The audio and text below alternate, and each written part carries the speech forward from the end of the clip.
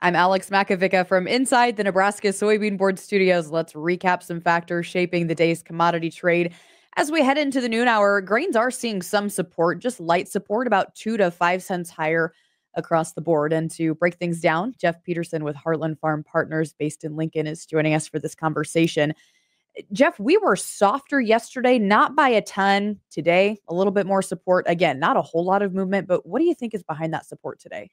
I think we've got a couple things that are going on. Is that technically yesterday we really did come down. We didn't take out the low from yesterday on corn. And I think that was very beneficial because what you've got is that you do have the traders that coming into this time of year, they do physically want to be able to, buy this market from a seasonal aspect. From here forward, we tend to see the market go ahead and work its way a little bit higher here. So we have the technical side. The other part, I think they're looking ahead at the forecast. Now we're very early in the planning phase. But as you take a look up in Minnesota and in the Dakotas, you've got some cooler temperatures than you'd like to see. Then you move on over into really the southern, call it 40% of Illinois on into Indiana, and you've got some very wet conditions there, and you've got some additional rain that's forecasted.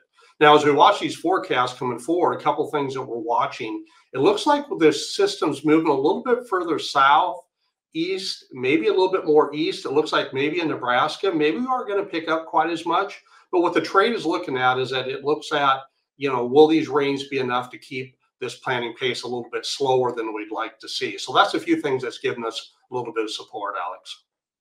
Well, Jeff, there haven't been any big headlines when it comes to tariffs that have specifically impacted the grain and livestock trade, but you were sharing that tariff developments behind the scene are shaping things a little bit. Can you explain that for us?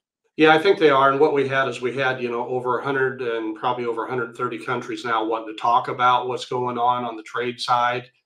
We've also got more that are entering a little bit more advanced negotiations there. And I think there's probably 13 to 15 agreements now that are being evaluated. Now, so what the next thing the market's looking for is that do we actually have, a negotiated deal? And the first country that could happen with is Japan. And when that happens, I think then that does give the market a little bit of a boost.